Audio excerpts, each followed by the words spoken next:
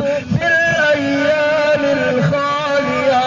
اللہ رب العالمین نے کلام الہی میں فرمایا ایک بندہ وہ آئے گا جس کو نام اعمال دائیں ہاتھ میں ملے گا اور خوشی سے پھولا نہیں سمائے گا، نعرے لگائے گا، شور مچائے گا، شور و غل ہوگا اور اپنے دوستوں کو بلائے گا، اپنے رشتہ داروں کو بلائے گا، اپنے قریبیوں کو بلائے گا اور کہے گا ہاؤم اقرؤوا کتابیا، ہاؤم اقرؤوا کتابیا، آؤ دیکھو آج مجھے کتاب دائیں ہاتھ میں ملی ہے، آؤ آج دیکھو مجھے نام اعمال دائیں ہاتھ میں ملا ہے۔ وہ پوچھیں گے تو نے کیا ایسا کام کیا تھا، کون سا دنیا میں ایسا کام کر کے آیا ہے کہ تجھے نام اعمال دائیں ہاتھ میں ملا ہے؟ وہ بندہ کہے گا انی ظننت انی ملاق حسابیا، مجھے خبر تھی، مجھے علم تھا کہ حساب کتاب کا دن آنے والا ہے، قیامت کا دن آنے والا ہے، میدان معاشر ہونے والا ہے، اللہ حساب و کتاب مانگیں گے۔ اور میں نے دنیا میں تیاری کی تھی، میں نے دنیاوی کام چھوڑے تھے اور اللہ کی طرف آیا تھا، اللہ کے گھر میں آتا تھا، میں نے نمازیں ادا کی، میں نے اچھے اچھے کام کیے تھے، اس کا صلہ دیکھے آج مجھے نام اعمال دائیں ہاتھ میں ملا ہے۔ نام اعمال دائیں ہاتھ میں ملا ہے، نام اعمال دائیں ہاتھ میں ملے گا۔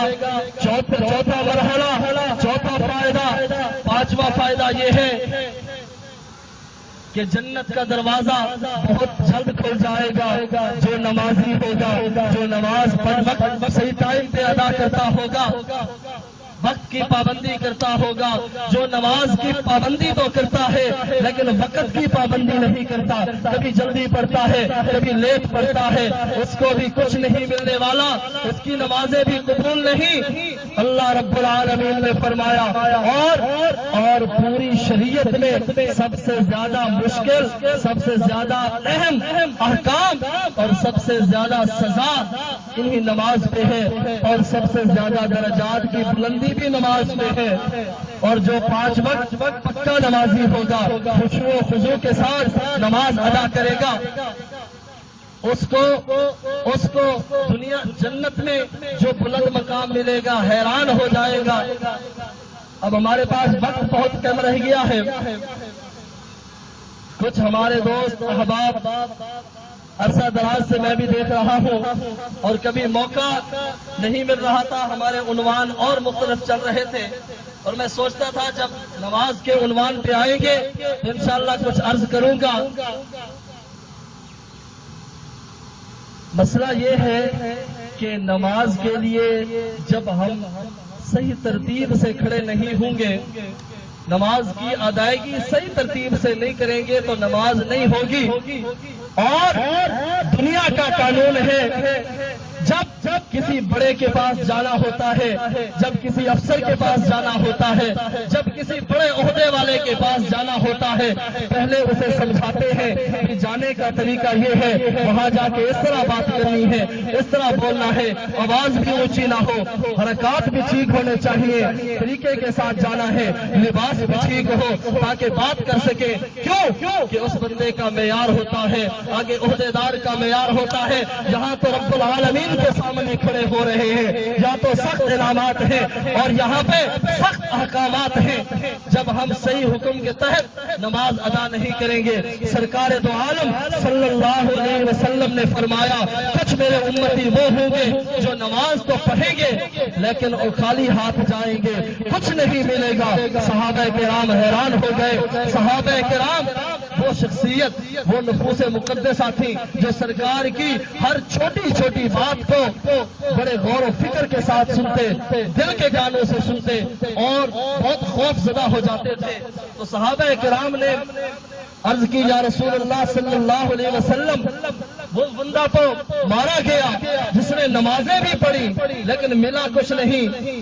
آپ نے فرمایا جب تک نماز کا طریقہ ٹھیک نہیں ہوگا اس وقت تک نماز قبول نہیں ہوگی. اور آج ہم شرم کے مارے کسی سے پوچھ بھی نہیں سکتے.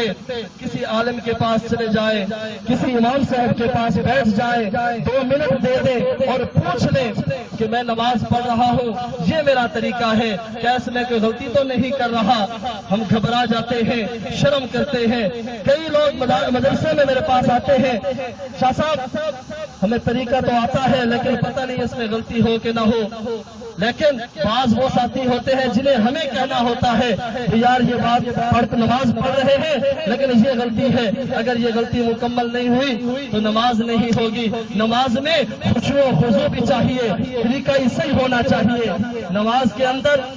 اب ہمارے حضرات ذرا 2 منٹ کے لیے میری طرف دیکھ لیں, سمجھانے میں مجھے بھی فائدہ ہوگا اور جو میرے بھائیوں کو اگر کمی ہے تو انشاءاللہ ان کو بھی فائدہ ہوگا.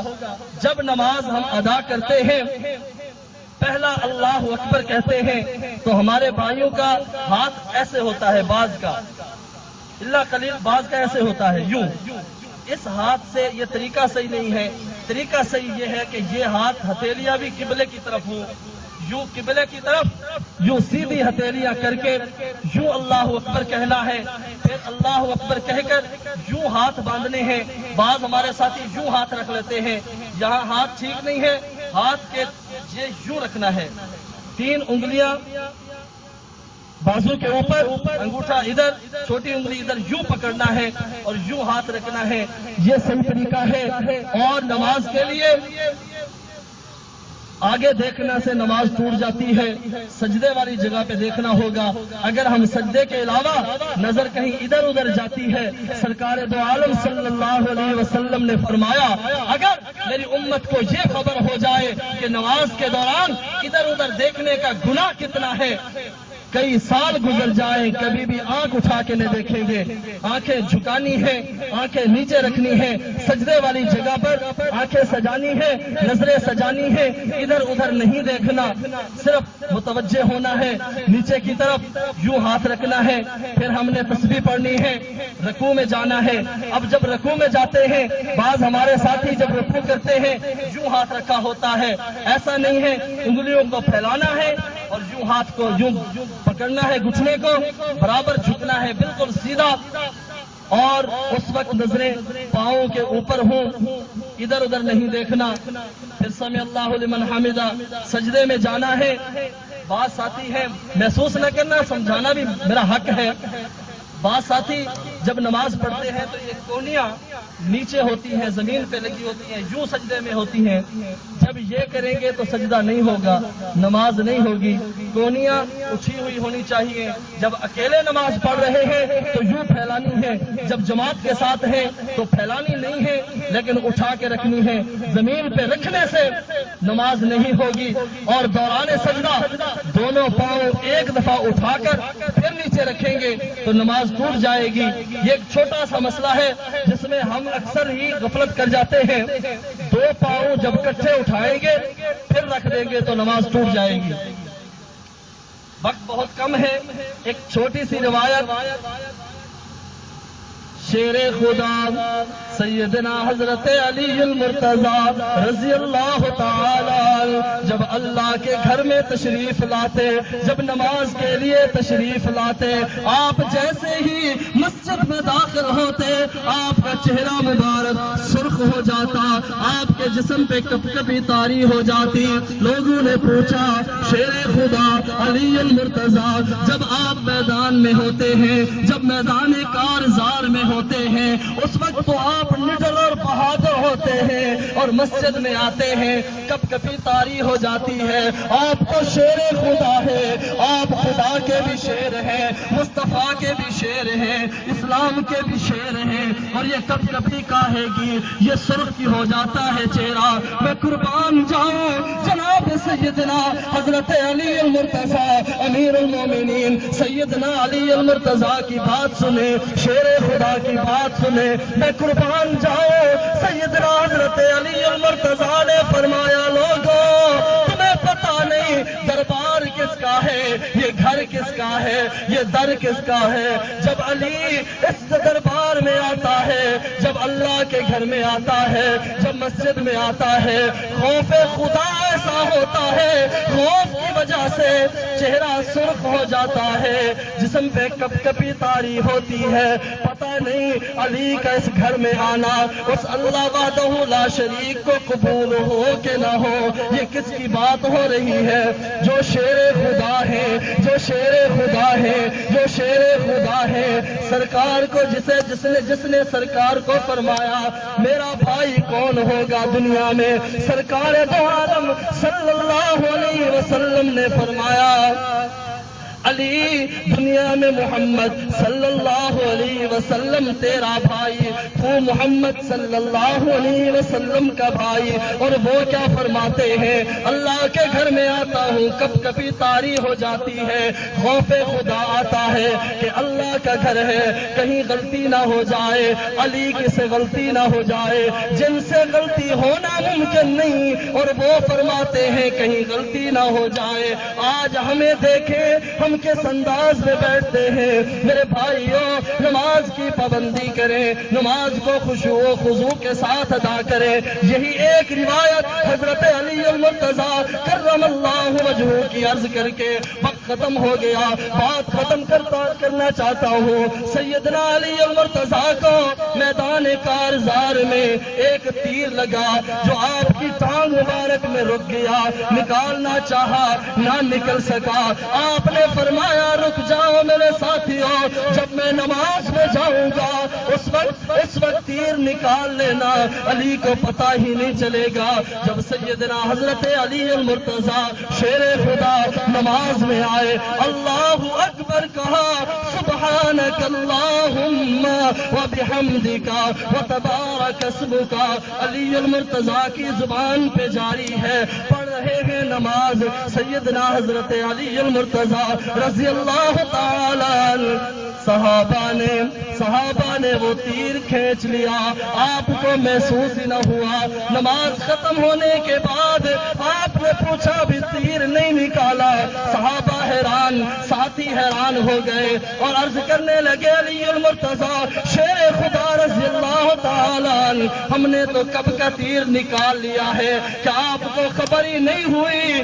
آپ نے فرمایا نہیں، جب میں نماز میں جاتا ہوں میرے سامنے جنت اور جہنم کھل کے آ جاتی ہے، دنیا سے ماورا ہو جاتے ہیں، دنیا سے دور چلے جاتے ہیں، پتہ ہی نہیں چلا آپ نے تیر نکال لیا۔ ہم اسی علی مرتضیٰ کو ماننے والے ہیں۔ سیدنا حضرت عمر فاروق مصلی نبی پر شہید ہو رہے ہیں، نماز کو نہیں توڑا، نماز کو نہیں چھوڑا، ہم انہی کو ماننے والے ہیں۔ عثمان غنی وہ ذات ہے، 2 رکعت نماز نفل شروع کرتے عشاء کے بعد صبح کی اذانیں ہو جاتی تھی، ایک ذات عثمان کی ہوتی تھی، 2 رکعت نماز مکمل نہیں ہوتی تھی، پورا قرآن مکمل ہو جاتا تھا۔ تو ہم انہی کے ماننے والے ہیں۔ نماز میں اور خشوع و خضوع پیدا کریں، نماز کی پابندی کریں اور اللہ کے سامنے جھکیں۔ جو بندہ نماز پڑھتا ہے وہ دنیا میں تمام پریشانیوں سے دور رہتا ہے، پریشانیاں اس سے دور رہتی ہیں، مصیبتیں اس سے دور رہتی ہیں۔ اللہ ہم سب کو عمل کرنے کی توفیق عطا فرمائے۔ صفحہ دست کریں اور سنت